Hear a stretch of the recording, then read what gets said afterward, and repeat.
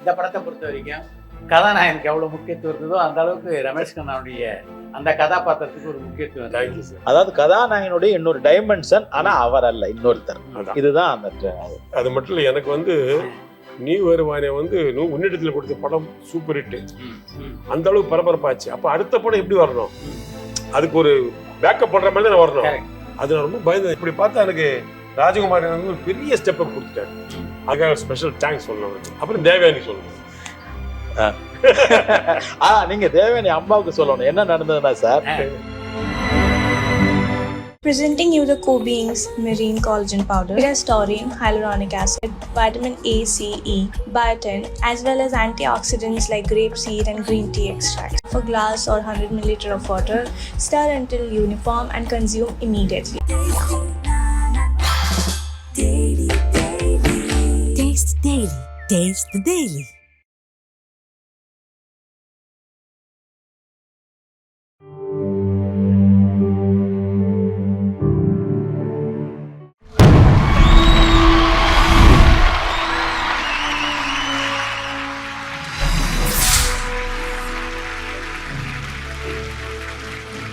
வணக்கம் ராஜகுமார் சார். வணக்கம். இந்த படத்தை பொறுத்த வரைக்கும் கதாநாயகனுக்கு எவ்வளவு முக்கியத்துவம் இருந்ததோ அந்த அளவுக்கு ரமேஷ் கண்ணாவுடைய அந்த கதாபாத்திரத்துக்கு ஒரு முக்கியத்துவம். Thank you sir. நிச்சயமா சார். முதல்ல நீங்க கதை எழுதும் போதே அப்படி திட்டமிட்டு எழுதிங்களா இல்ல உங்க நண்பர் நடிக்கிறார் அப்படின்றதுனால காட்சிகளை வந்து கொஞ்சம் அதிகப்படுத்தினீங்களா? இல்ல சார், அது விக்ரமன் சாருடைய படங்கள்ல எல்லாமே கூடவே கதாநாயகன் கூடவே காமெடியன் மாதிரியான ஒரு ஃப்ரெண்டு வருவாரு. ஏன்னா கதாநாயகரை நாம வந்து ஒரு லிமிட்டுக்கு தான் யூஸ் பண்ண முடியும். அதுக்கு கீழே ஏதாவது கொஞ்சம் லோக்கலா இறக்கணும்னா நாங்க கதாநாயகனை இறக்க முடியாது. அதுக்காக பேரலா இன்னொரு கதாநாயகன் மாதிரி ஒருத்தர் வச்சிருப்போம். அவரு நீங்க லோக்கலா இருக்கீங்க, எவ்வளவு வேணா லோக்கலா இருக்கலாம். என்ன மட்டும் உங்களை இல்ல சார். அப்புறம் நான் பேச நினைப்பதெல்லாம் எடுத்துட்டா விவேக் கூடவே இருப்பாரு. ஆமா, உன்னிடத்து என்னை கொடுத்தேன். கார்த்திக் சார் சில விஷயங்கள் செய்ய முடியாது, அதுக்காக நாங்க உங்களை வச்சோம். அதாவது கதாநாயகனுடைய இன்னொரு டைமென்ஷன், ஆனா அவர் அல்ல, இன்னொருத்தர். இதுதான் அந்த உடன்பாடா உங்களுக்கு? நல்ல உடன்பாடு. அது மட்டும் இல்லை, எனக்கு வந்து நீ வருவானே வந்து உன்னிடத்துல கொடுத்த படம் சூப்பர் ஹிட். நைட்டு ரிலீஸ் ஆச்சு, மறுநாள் காலையில ரஜினி சார் ஃபோன் பண்ணிட்டாரு, என் படத்தில் நடிக்கணும் அப்படின்னு சொல்லி படத்தை போ. அதுவும் பெரிய பரபரப்பாக கல்கண்டுலாம் தமிழ்வான்னு ஒருத்தர் இருந்தார் அந்த காலத்தில். அவர் வந்து யாருன்னா இளைஞர்களுக்கு அற்புதமான வரிகளை சொல்றவர். நாளை நாட்கள் கரெக்டான ஒன்றுல ஒரு கூலி கிளாஸ் போட்டு தொப்பி போட்டு அவர் வீட்டுக்கு போயிடும். அந்த மாதிரி பெருமை. அவருடைய ஃபோட்டோலாம் நாங்கள் போட்டு தமிழ் வாழ்க்கைலாம் சுற்றிட்டு இருப்போம். அவ்வளோ பெரிய ஆள் அவர். குஷ்வந்த் சிங் இருக்கார் இந்தியில், ரியல் எஸ்டேட் வீக்லி, கேள்வி பதில், அதான் ஃபேமஸ் நார்த் இந்தியா. அது மாதிரி இங்கே ஃபேமஸ் கல்கண்டது. அதுலேயே எனக்கு ஃபோட்டோ போட்டு எழுதுனாங்க. அந்த அளவுக்கு பரபரப்பாச்சு. அப்போ அடுத்த படம் எப்படி வரணும், அதுக்கு ஒரு பேக்கப் பண்ற மாதிரி தான் வரணும். அது நான் ரொம்ப பயந்தது. என்ன அடுத்த படம் என்ன வருமோ, யாரா வருவாங்களா பார்த்தா ஒரு நாள் நான் ஸ்கூட்டர்ல போயிட்டு இவரு ஸ்கூட்டர்ல போயிட்டு இருக்காரு. எங்க கிட்டத்தட்ட கேக்க நகர்ல டக்கு நிறுத்திட்டு ரமேஷ்னா எங்க போறேன்னு தெரியுமா, சூப்பரோட காசு சொல்ல போறேன். அப்படியாப்பா, சரிப்பா போயிட்டு வாப்பா அப்படின்னு. இப்ப ஸ்கிரிப்ட் கையில வச்சிருக்காரு. இதுல அற்புதமான கேரக்டர் உங்களுக்கு இருக்குது, நீங்க தான் அதை பண்றீங்க அப்படின்னு சொன்னேன். சரி ஏதோ சொல்றாப்புல, எல்லாரும் சொல்லுவாங்களே அப்படி சொல்றாரு போல நினைச்சேன். அப்புறம் பார்த்தா சூப்பரோட போன ராஜகுமார் கதை சொன்னாரு, ஓகே ஆச்சு. அப்புறம் பார்த்தா அந்த படம் பெரிய லெவல். அது மட்டும் பார்த்தா அஜித் அதுல செகண்ட் கேரக்டர் பண்றாரு. உன்னிடத்துக்கு பண்றாரு அஜித், அதுலயும் பண்றாரு. நான் டைரக்ட் பண்ண அஜித் இருக்காரு. இளையராஜா இசையமைச்ச ஒரே படம் அஜித் படம் தொடரும் தான். அப்படி பார்த்தா எனக்கு ராஜகுமார் ஒரு பெரிய ஸ்டெப் அப் கொடுத்துட்டாரு. அதனால என்னாச்சு, எனக்கு நீ வேற ஒரு பெரிய பூஸ்ட் ஆயிடுச்சு எனக்கு அந்த படம். ரொம்ப அதுக்காக ஸ்பெஷல் தேங்க்ஸ் சொல்லணும் அவருக்கு கண்டிப்பா.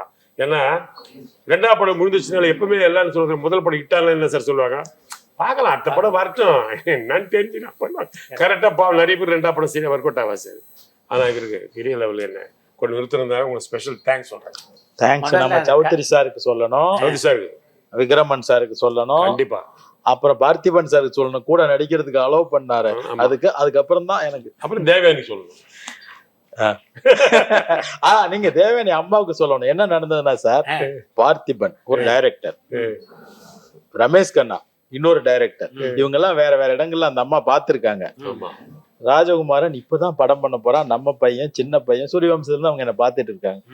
இவங்க அவனை போட்டு என்ன பண்ணுவாங்களோன்ட்டு கூப்பிட்டு ரமேஷ் கண்ணாட்டியும் சொல்லியிருக்காரு, பார்த்திபன் சார்ட்டையும், பார்த்திபன் சார் இது நம்ம பையன் படம், நடிக்கிறதோட நிறுத்திக்கணும் அப்படின்னாங்களா, உங்ககிட்ட சொன்னாங்களா?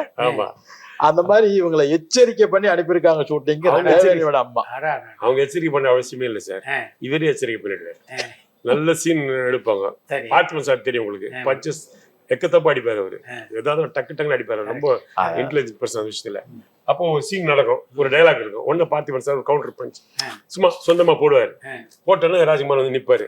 நான் அப்படியே பார்த்துட்டு என்ன பதில் வருதுன்னு பார்ப்பேன். ராஜ்குமார் சொல்லுவார், சார் நல்லா சூப்பரா இருக்கு சார் அப்படின்னு. பார்த்திபன் சார் ரொம்ப சந்தோஷமேடா, அக்செப்ட் ஆயிடுச்சு நம்ம டைலாக், ஆனா இந்த படத்துல வேணாம் சார் அப்படின்னு. அதெல்லாம் இது இந்த படத்துல நான் நிறைய தடவை பார்த்திருக்கேன். கிட்ட வருவாப்புல, சார் நல்லா இருக்கு அப்படி சொன்னா அவர் கேட்டுருவாரு. கேட்டுருவாரு, கண்டிப்பா கேட்பாரு. ஏன்னா அவரு இப்ப பஞ்சு நல்லா தான் இருக்கும், அவருடைய இதுக்காக ஒரு பஞ்சு அடிப்பாரு. ஆனா அந்த கதையை கெடுத்துட கூடாது இல்ல, அந்த கேரக்டர் போயிடக்கூடாது. அதுக்காக அவரு அதை பத்தி இப்படி அவர் சொல்லும் பொழுது சார், பார்த்திபன் சார் அப்படி எல்லாம் இல்ல, இந்த படத்துலதான் நான் ஒரு கமா ஃபுல் ஸ்டாப் கூட வைக்காம நடிச்சேன் அப்படின்னு சொல்லியிருக்காரு பேட்டியில. ஆனா ஒரு விஷயம் இருக்கு, நீங்க எண்டு ஷாட் பாருங்க, தேவயானி கொண்டு வந்து எண்ணெய் கொடுப்பாங்க கடைசி ஷாட்ல. அவர் காஃபி கிடைக்குமா பாரு வந்து கொடுக்கும், அவர் எங்கேயோ பார்த்துட்டே காஃபியா பாரு, இல்ல எண்ணெய் இன்னைக்கு சனிக்கிழமை எண்ணெய் தேய்ச்சி குளிக்கணும் அப்படிம்பாங்க. உன்னிடத்தில் எண்ணெய் கொடுத்தேனா அப்படிம்பாரு. லிப்ஸ் இருக்கும், நான் டயலாக் மியூட் பண்ணிட்டேன். பாத்தீங்களா மியூட் எதுக்குன்னா, இன்னைக்கு சனிக்கிழமை எண்ணெய் தேய்ச்சி குளிக்கணும்னு அப்படி திரும்பி பாக்குறது, ஏதோ பார்த்துட்டு அப்படி பாக்குறாருங்க. அங்கிருந்து டங் டங் அப்படி மியூசிக் போட்டுக்கலாம். எதுக்கு? காமெடியா ஒரு படத்தை டயலாக் பண்ணி முடிக்கணும், ஒரு ஃபீலிங் ஃபுல் படத்தை. அது மாதிரி எந்த ராஜகுமார் தான் மாத்தி பேச விட்டவே மாட்டாரு. நிறைய அனுபவப்பட்டு சார் செம்ம கோஆபரேஷன், ரொம்ப ஹெல்ப் பண்ணாரு. அவரே சந்தோஷப்படுவாரு. அதுதான் கரெக்ட் ரமேஷ், நான் சொல்லுவேன் என்கிட்ட, அதுதான் கரெக்ட். ஒரு ஸ்கிரிப்ட்ன்றது டைரக்டர் கையில தான் இருக்கணும். ஆர்டிஸ்ட் கையில போச்சு அவரோட பஞ்ச் அடிப்பாரு, நான் ஒண்ணு அடிப்பேன், வேற மாதிரி போயிட்டே இருக்காது பட் ரூட். அப்ப அதனுடைய கதை லாஸ்ட் சொன்னார்ல, அந்த சப்போஸ் முன்னெடுத்து என்ன கொடுத்தேன்னு டக்குல இருக்கும் விக்ரம் சார் படம் ஞாபகம் வந்துடும். அந்த கதையே மறந்துடும் இல்லையா? கரெக்டா ஸ்டாப் பண்றது பெரிய விஷயம் தான். இந்த கதையை கேட்கும்போது இந்த கதாபாத்திரம் இவ்வளவு பெரிய பேரை வாங்கி தரும் தோணிச்சா எனக்கா? கதை சொன்னாரா? ஒன்னும் சொல்ல, உங்களுக்கு ஸ்கிரிப்ட் போறேன், சௌத்ரி சார் சொல்றேன், நீங்க ஒரு கேரக்டர் பண்றீங்க, அவ்வளவுதான். கதையெல்லாம் ஒண்ணு சொல்லுவேன், நான் எல்லாம் கேட்க மாட்டேன் கதையெல்லாம். ஏன்னா Vikram sir assistant, Vikram sir படத்துல நடிக்க போறேன். ஃபர்ஸ்ட் முதல்ல ஒரு படம் நான் பேச நடிப்பதில் ஒரு சீன் நடிச்சேன். அப்படி இந்த டிராமா இல்ல சினிமா இல்ல கதாசிரியர் என்ன வந்து அவர் என்ன கூப்பிடுவார் நடிக்கிறதுக்கு. ஏன்னா நம்ம தான் ஒரு படம் பண்ணி பாயிண்ட் வச்சு படம் பண்ணி நின்று போய் நொந்து போயிருக்கல, கதை நல்லா சொல்லுவான், அந்த ஃபீலிங் கூட கூப்பிடுவாரு. நான் பேசுறேன், படம் முடிஞ்சோடனே போவேன். சசி ரமேஷ் கண்ணா அடுத்த படத்தை நல்லா கேட்டு கொடுக்குறேன் உங்களுக்கு, இதுல ஒரு சீன் தான் அப்படின்னு. சரி சார். அவர் நான் டைரக்டர் ரவிக்குமாரியே டைரக்டர் அவரு. மறுபடியும் போவேன், மறுபடியும் நல்ல சீன் வரும். அடுத்த கோகுலத்தில் கூப்பிடுவாரு, ஒரு சீன் நடிப்பேன். ரமேஷ் கண்ணா அடுத்த படம் நல்லா கேட்டு கொடுக்குறேன். ஓகே சார் போயிடுவேன்.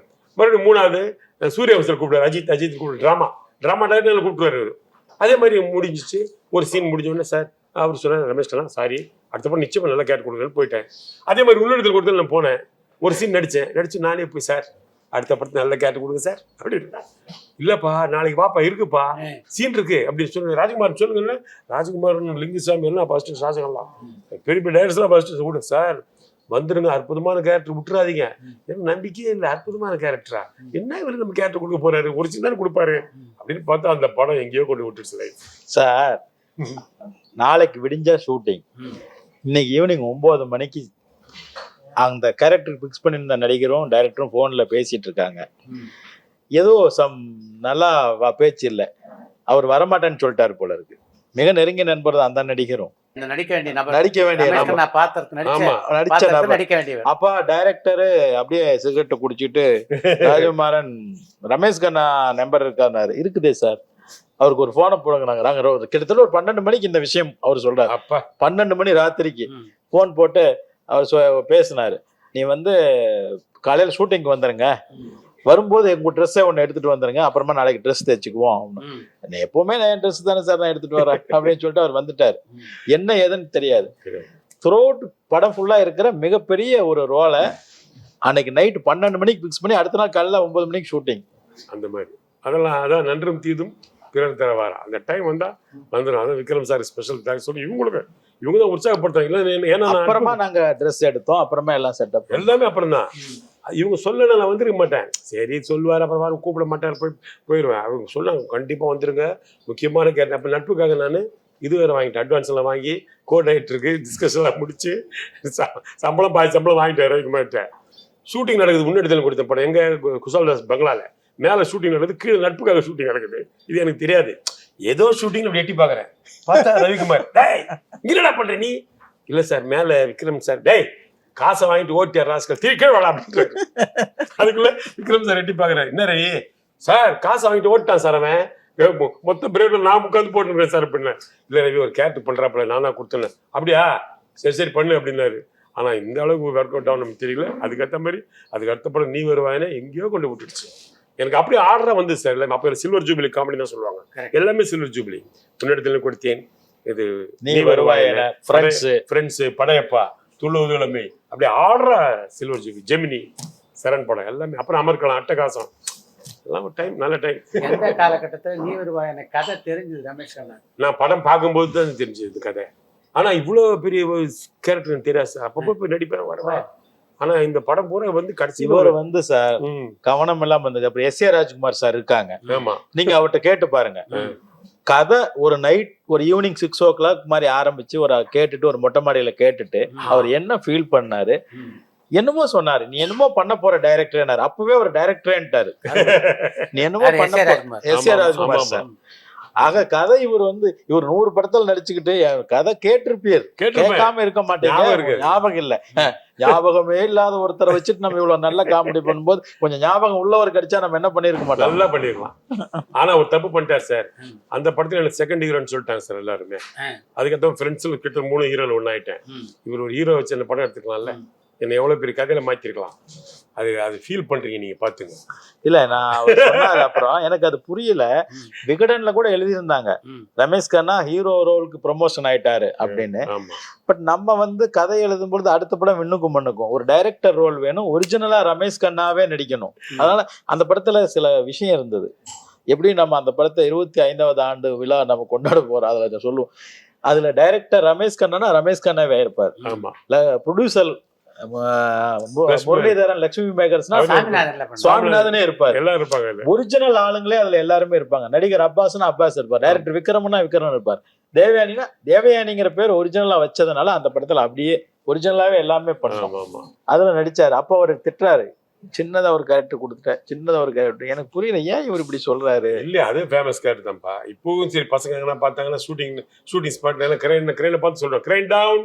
ஆனா அந்த படத்துல ஒரு கிரைன் டவுன் ஒரு டைலாக் இருக்குது, அது பெரிய ஃபேமஸ். நீ வருவாயன்ல ரமேஷ் கண்ணா நடிச்சதுல ராஜகுமாருக்கு ரொம்ப பிடித்த காட்சி சார். எவரி ஃப்ரேம், எல்லா ஃப்ரேம்லயும் அவர் இந்த கேள்வியை ஜஸ்டிஃபை பண்ணிக்கணும் கரெக்டானா. சார் தேவயானி ஒரு பாயசம் குடிப்பீங்களா அப்படின்னு கேட்கும். சாப்பிடுவோமே, அந்த வெல்லம், இஞ்சி, பச்சை மிளகா, பூண்டு எல்லாம் போட்டு அது பாயசம். இவங்க சொல்ற பாயசம், நீங்க சொல்ற பாயசம் நாங்க குடிப்போம். பாயசம் எடுத்துட்டு வரோம், 2 டம்ளர் வரும் சார். அதை இவர் எடுத்துட்டு பார்த்திபன் சார் குடுக்கறதுக்கு முன்னாடி எட்டி பாத்துக்குவாரு. அதுக்கு சிரிச்சான் சார். எதுல அதிகமா இருக்குன்னு பாத்துட்டு அதை கொடுப்பாரு.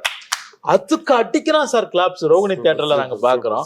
ஆக இதுதான் எனக்கு ரொம்ப, எதுவுமே பேசல, ஸ்கிரிப்ட்ல இல்ல, எதுவுமே இல்ல. ஒரு மனிதன் 2 டம்ளர் எடுத்துட்டு அடுத்தவனுக்கு கொடுக்கறதுக்கு முன்னாடி அதை எட்டி பார்க்கலாம். அது அப்படி இருந்தா அன்னைய ஆடியன்ஸோட கையில இருந்தது சார். அது அவ்வளவு நுணுக்கமா பார்த்தா. இப்ப இவன் போனை பார்த்துக்கிட்டு அங்க ஸ்கிரீனை பாக்குறான். இல்ல படத்தை அவங்க முழுமையா இப்ப ஆடியன்ஸ் ரசிக்கிறது இல்ல சார். சார் இப்போ எங்க சார் நான் உண்மையை சொல்ல போனா வருத்தப்படுற விஷயம் சார். ஒரே ஆக்ஷனு சுடுறது, புதுசா துப்பாக்கி கண்டுபிடிச்சா சார் புது கதைன்றான், பழைய கதைன்றான் சார். புதுசா சுத்த துப்பாக்கி வந்துச்சா அது நல்லா இருக்கு, அப்படி ஆச்சு சார். அதனால ஆக்ஷன் ஆகி போச்சு. எல்லாருமே எங்க போனா, ராஜ்குமார் சொன்னா நம்ப மாட்டீங்க, எங்க போனாலும் என்ன பார்த்தோன்னே சார் ஒரு நீ வருவேன் மாதிரி, ஒரு உன்னெடுத்துல கொடுத்த மாதிரி, ஒரு ஃப்ரெண்ட்ஸ் மாதிரி காமெடி படம் கொடுங்க சார் கெஞ்சுறாங்க சார் மக்கள் என்ன பார்த்து. உண்மையிலே நடக்க சத்தியமா நான் பொய் சொல்ல. ஒரு காமெடி படம் பார்த்து ரொம்ப நாளாச்சு சார் சிரிக்கிறதுக்கு. அதே காமெடி நாங்கள் டிவியில் திருப்பி போட்டு அதை பார்த்து சிரிச்சுக்கிறோம் சார். அது மாதிரி ஒரு இன்ட்ரெஸ்டா ஒரு கதை அம்சம், ஒரு சென்டிமெண்ட் எல்லாமே இருக்கு இந்த படத்துல இல்லையா? அது ரொம்ப முக்கியம். அது இப்போ இல்லை சார், பெரிய வருத்தமான ஒரு விஷயம், பெரிய விஷயம் சார். அந்த டம்ளர் எட்டி பார்த்தப்போ ஃபுல் தியேட்டர் கிளாப்ஸ் அடிக்குதுங்கிறது ஒரு அவ்வளவு நுணுக்கமா அந்த படத்தை ரசிச்சாங்க ஜனங்க. அதுதான் எனக்கு இந்த ரமேஷ் கண்ணா சார்ட்ட பிடிச்சது. இன்வால்வ் ஆயிட்டாங்க, வேற ஒண்ணு. ராஜகுமாரை பொறுத்த வரைக்கும் ஒரு டைரக்டரா மட்டும் இல்லாம உதவி டைரக்டராகவும் பார்க்கக்கூடிய வாய்ப்பு ரமேஷ் கண்ணா. ஆமா, ஒரு உதவி டைரக்டரா ராஜகுமாரன் எப்படி சார்? விக்ரமன் சார் ராஜகுமாரன் இல்லைன்னா ஆடிப்போம். அவர் கேட்பாரு ராஜகுமாரன் எல்லாம் அங்க இருந்து ஷார்ட் முடிஞ்ச எல்லாரும் பாப்பாரு, எல்லா ஸ்டூடெண்ட்டும் பாப்பாரு. யாராவது ஒருத்தர் முகம் ஒரு மாதிரி வச்சாலும் உடனே டீ டேக் எடுத்துருவாரு, உடனே எடுத்துருவாரு. அது மாதிரி லிங்குசாமி அங்கேருந்து பார்த்துட்டு அங்கேருந்து அப்படின்னு உடனே ரீடேக் தான், பேச்சே கிடையாது. இது எங்க யூனிட்ல கிடையாது. இவர் ஏதோ வேற கம்பெனில இல்ல அந்த டைரக்டர் என்ன அவர் பாப்பாரு சார், அவர் அவருக்கு பிடிச்சதான் அவர் எடுப்பாரு, அவர் ஓகே பண்ணுவாரு. நம்ம நிறைய சப்போர்ட் பண்ணி வேலைகள் பண்ணி வைப்போம், அப்புறம் அடுத்த ஷாட்டுக்கு என்ன வேணுங்கிறதெல்லாம் பண்ணி வைப்போம், அப்படிதானே தவிர அவருக்கு பிடிக்கணும். அவர் வந்து எடுக்கும் பொழுது அவருடைய ஸ்கிரிப்ட்ல அவர் என்ன ஃபீல் பண்ணாரு, அது வரலன்னா அவர் எடுப்பார், வந்தா அவர் போதும்ன்றவாரு. உன்ன நிலத்துல அந்த உங்க அம்மா இருக்காளே, அது வந்து 8 டேக் எடுத்தாரு சார். திருப்பி எடுத்துட்டே இருந்தாரு. எனக்கு வேற டயர்ட் ஆகுது, என்னத்துக்கு இவர் எடுத்துக்கிறது. ஆனா அவர் என்ன நினைக்கிறாரோ அது வர வரைக்கும் எடுக்கிறாரு. புரியுதுங்களா? அதுதான் விக்ரம் சார் பொறுத்த வரைக்கும். ஒன்னுல உன்னிடத்தில் கொடுத்த படுத்து சொல்ல படம் நடந்த ஷூட்டிங் நடக்கும் சார். கார்த்திகேயன் கூடவில் ரமேஷ் என்ன ஓடாத படத்தை எடுத்துட்டு இருக்கிறாரு, நீ இதில் வந்து நடிச்சுட்டு அப்படியே கேட்பாரு. இல்ல கடைசி வரைக்கும் அவர் இப்படி தேவயானிட்டு கூட ஏதோ ஒரு இடத்துல பார்த்தப்ப சொன்னாரா, எனக்கு புரியவே இல்லை தேவ், ஏற்கனவே இதே படத்தை நான் நடிச்சேன் ஒரு ஹீரோயினோட, அந்த படம் அட்டர் ஃபிளாப், அதே படத்தை இன்னொரு ஹீரோயினோட இன்னொரு சூப்பர் ஹிட் ஆயிடுச்சு. என்ன சார் கார்த்திக் இப்படி சொல்றாரு, என்ன சார் விக்ரம் இல்ல ரமேஷ்லாம் எனக்கு தெரியும், நீங்க போங்க அப்படின்னு கரெக்டா முடிஞ்சிச்சு. ஆனா அந்த படம் ஹிட் ஆன பிறகு ஏன் ஹிட் ஆச்சுன்னு அவர் சொல்றாரு, கார்த்திக் கேட்கிறாரு, அதுக்கு அவர் தான் முக்கியமான காரணம். கிளைமேக்ஸ்ல ஒரு வார்த்தை கொடுப்பாரு பாருங்க, இப்போ கூட புள்ளரி சொல்லும்போது அப்படி கையை பிடிச்சி அப்படி பாருதா, ஆமா அப்படியே அந்த மேல செல்வம் வாங்க மேல நடப்பாரு பாருங்க, அதெல்லாம் சான்ஸே கிடையாது சார். அது அவரு ஒரு மெயின் காரணம். கார்த்திக் சும்மா சொல்ல விடாது. விக்ரமட்ட உதவியாளராக இருந்தபோது உங்களுடைய பணி என்னவா இருந்தது? நான் வந்து சார் ஒரு 9 மணிக்கு ஆஃபீஸ் வராருன்னா நான் 8:45 இருப்பேன். அவர் ஒரு ராத்திரி விடியக்கால 3 மணிக்கு போறாருன்னா நான் 3:15 கிளம்புவேன். அது வரைக்கும் இருக்கிற எல்லா பணியும் என்னோடதுதான். பெரும்பாலும் நான் இருப்பேன். சொல்லுங்க. கண்டினியூட்டிங்கிற ஒரு விஷயம் இருக்குது, ட்ரெஸ் கண்டினியூட்டி. அதை வந்து தெரிஞ்சவங்க தான் பண்ணணும், போகாதவன் வேலையை விட்டு ஓடிடாதவன் அந்த வேலை நான் எல்லா படத்துலையும் நான் செஞ்சிருக்கிறேன். அப்புறம் வசனம் கதை பாடல் எல்லாத்துக்குள்ளேயும் போனா கூட அதுதான் என்னுடைய மெயின் பண்ணி. ஆர்டிஸ்டுங்களை நான் ரெடி பண்ணி வரவழைப்பேன். ஆர்டிஸ்டுங்கிட்ட போய் பேசுறதுங்கிற ஒரு விஷயம் இருக்கு, பவ்யமா கரெக்டா அழகா பேசுறது இருக்கு, அதை நான் செய்வேன். டயலாக் சொல்லி கொடுப்பாரு, இல்ல எல்லாமே செய்வேன். அதெல்லாம் அந்த ஆர்டிஸ்ட கட்டுக்கோப்பா கரெக்டா வச்சுக்கிறது. அதே மாதிரி யூனிட்ட கூட என்னுடைய அசிஸ்டன்ட் டைரக்டர்கள் சாரோடையது நான் சேர்ந்த பிறகு எல்லாரும் அப்படியே இருந்தாங்க, யாரும் பிரிஞ்சு போகவே இல்லை நான் வர்ற வரைக்கும். அது மாதிரி பாத்திமா பாபு மேடம் இந்த படத்துல நடிச்சிருக்காங்க, நீ வருவாய் என்னல, அவங்க என்னை பத்தி சொல்லுவாங்க. முன்னெடுத்துல என்னை கொடுத்தேன்ல, அவங்க வந்து ஏதோ ஒரு அவங்களும் சத்யபிரியா மாதிரி தான் ஏதோ என்ன திட்டாங்களாம், எனக்கு தெரியல, ஏதோ சண்டை போட்டாங்களா என் கூட. அவங்க எனக்கு தெரியல அது என்ன சண்டை போட்டாங்க, எதுக்கு திட்டினாங்க. அப்புறம் நீ ஒரு வேலை நடிக்க போகும் பொழுது, ஐயோ எனக்கு நீங்க சான்ஸ் தரீங்களா, நான் நம்பவே இல்லை, நான் உங்களை திட்டேனே, எப்படி நீங்க எனக்கு கொடுத்து. அப்படியாம்மா என்ன திட்டினீங்கன்னா, என்ன தெரியல எனக்கு, இன்னமும் எனக்கு ஞாபகம் இல்லை. அந்த மாதிரி அவங்க ஆர்டிஸ்டுங்களை மிக அழகா ஒரு ரோஜா பூ மாதிரி வச்சுக்கிட்டு நம்ம டைரக்டர் கேட்கும் பொழுது கரெக்டா ஷாட்டுக்கு கூட நிறுத்திட்டு இப்படி நிறைய அவருடைய கஷ்டமெல்லாம் அவரை மேனேஜ் பண்றதுக்கு என்ன அதெல்லாம் பெரிய விஷயம். நீ வருவாயனால ரமேஷ் கண்ணாக்கு ரொம்ப பிடிச்ச காட்சி. எனக்கு பிடிச்ச காட்சின்றது எல்லா காட்சியும் பிடிக்கும் சார். அது பிடிக்காத காட்சி அயன் அதெல்லாம் எல்லாமே பிடிக்கும். சும்மா சொன்னா சரியா வராது. ஜாதி கேட்டுக்கிட்டே ஒரு தெருவா போவாரு சார். முதல்ல ஒரு குழந்தைகிட்ட கேட்பாரு, அப்புறம் அப்படியே அடி வாங்குவார். ஆமா, அந்த அயன்கார்ட்ட போய் கேட்கும் பொழுது அவன் முறைப்பான், சொல்லியா அந்த ஊருக்காரன் தானே உனக்கு தெரியாதானே, எனக்கு தெரிஞ்சது 2 ஜாதி தான், உனக்கு துவைக்கிற ஜாதி, இன்னொன்னு அதை கட்டிட்டு அழுக்காக்குற ஜாதி. அவங்க லெவலுக்கு அந்த ஜாதியை பார்ப்பாங்க. ஹைலைட் சார் இருந்துச்சு. ஏன்னா அது வந்து சமூக அக்கறையோட உள்ள ஒரு கதை, ஒரு காமெடி. வெறும் காமெடி மட்டும் இல்லை, ஒரு ஜாதியை பற்றி பேச போய் அது எவ்வளோ பெரிய ஜாதி பிரச்சனை, பெரிய அருவாள் வரையும் தூக்கிடுவாங்க எல்லாரும். சண்டை போட்டு ஃப்ரெண்ட்ஸுக்கு ஒன்றா உட்காந்து பேசுறவங்களுக்குள்ள வெட்டிக்கும். அப்போ என்ன அர்த்தம், அநியாயமாக ஜாதியை பற்றி பேசணும்னா தகராறு வரும். மனித நேயம் தான் முக்கியன்றதை, அதாவது அண்டர் கரண்ட்ல இருக்கும். அதில் ஒரு இடத்துல வந்து அவங்க அப்பாவை கேட்பேன், நீங்கள் என்ன ஜாதி, அவர் ஒன்று, நான் வீரத்துல வீரபாண்டிய கட்டபொம்மன், அதுல தேவர். ஒரிஜினல் ஜாதியை சொல்ல ஜாதி சொல்லுங்க, அவன் வீர பரம்பரை சொல்லிருக்கேன். அது அற்புதமான காட்சி சார், எனக்கு ரொம்ப பிடிச்ச காட்சி. அது ரொம்ப டிஃபரெண்ட் சப்ஜெக்ட், அந்த இடம் எனக்கு ரொம்ப பிடிக்கும். எனக்கு படம் வந்து 25 வருஷம் ஆச்சு. 25 வருடத்துக்கு பின்னால இப்படி சந்திச்சு பேசுறது எப்படி? ஒரு அதெல்லாம் கடவுளுடைய கிஃப்ட் தான் சார், நம்ம யாரையும் சொல்ல முடியாது.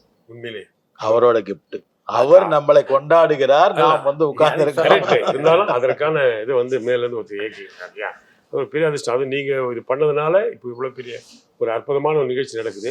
அதனால டூரிங் டாக்ஸுக்கும் உங்களுக்கும் ஒரு ஸ்பெஷல் தேங்க்ஸ் சொல்லிடுங்க சார், தயவுசெய்து. ஏன்னா 25 வருஷம் கழிச்சா மறந்துடுறாங்க, ஆளே ஆர்டிஸ்டே மறந்துடுறாங்க. இப்போ அந்த படம் இப்போ ரிவைவ் ஆயிடுச்சுல, இது பாருங்க, இது இன்னொரு 5 வருஷத்துக்கு ஓடுது. நீ வேறு வாணி. ரொம்ப நன்றி Rameshkanna. Thank you sir, thank you sir. உங்களுக்கு இந்த கதையை கேட்டபோது ரொம்ப பிடிச்ச அம்சம் இது? அஜித் நடிச்ச போர்ஷன். எனக்கு வந்து உண்மையிலேயே அந்த போர்ஷன் ரொம்ப பிரமாதம். என்னை வந்து இந்த பொண்ணு காதலிக்காம இருக்கிறதுக்கு, அந்த ஹீரோயின் காதலிக்காம இருக்கிறதுக்கு காரணமே அந்த மனுஷன் தான். கதாபாத்திரத்தில் உங்களுக்கு முன்னாடி விஜய் நடிக்க இருந்தான்ற விஷயம் உங்களுக்கு தெரியுமா? எனக்கு தெரியாது. வேற ஒரு நடிகர் நடிச்ச படங்கள்ல அதுக்கு முன்னாடி நான் தான் நடிக்கிறதா இருந்ததுன்னு அந்த நடிகருக்கு தெரியாது. நாட்டாமையில நான் தான் நடிக்க வேண்டியதா இருந்தது. ஆமா, அதுதான் இன்ட்ரெஸ்டிங்கான விஷயம். ரவிக்குமார் சார் என்கிட்ட கதை சொல்றாரு, நான் சொல்றேன், எனக்கு அது கிண்டலா இருக்கு. தேவயானோட நடிச்சது எப்படி? தேவயானி வந்து காசு வாங்கிட்டு நடிக்கவே மாட்டாங்க, ஒரு ஏமாத்திர நடிகை. அன்பிற்குரிய டூரிங் டாக்கீஸ் ரசிகர்களுக்கு வணக்கம். டூரிங் டாக்கீஸ் சார்பிலே கடந்த சில வருடங்களாகவே வெப்சைட் ஒன்று இயங்கிக் கொண்டிருப்பது நீங்கள் எல்லோரும் அறிந்த விஷயம். அந்த வெப்சைட் இப்ப முழுமையாக மேம்படுத்தப்பட்டுள்ளது. தினமும் குறைந்தது 30க்கும் மேற்பட்ட பரபரப்பான சினிமா செய்திகள் அதிலே இடம்பெறுகின்றன. சினிமாவை பற்றி முழுமையாக நீங்கள் தெரிந்து கொள்ள உதவுகின்ற விதத்திலே அமைந்துள்ள வெப்சைட் இது. டூரிங் டாக்கீஸை பொறுத்த வரைக்கும் சினிமா பற்றிய எல்லா தகவல்களையும் அதில் நீங்கள் பார்த்து தெரிஞ்சுக்கிறீங்க. இந்த டூரிங் டாக்கீஸ் வெப்சைட்டில் அந்த தகவல்கள் எல்லாவற்றையும் நீங்கள் படித்து தெரிந்து கொள்ளலாம். அதனால் நாள்தோறும் தவறாமல் இந்த வெப்சைட்டை படித்து பாருங்கள். படித்து பார்த்து விட்டு உங்களுடைய கருத்துக்களை பதிவிடுங்க. நன்றி, வணக்கம். Taste the Daily. Taste the Daily.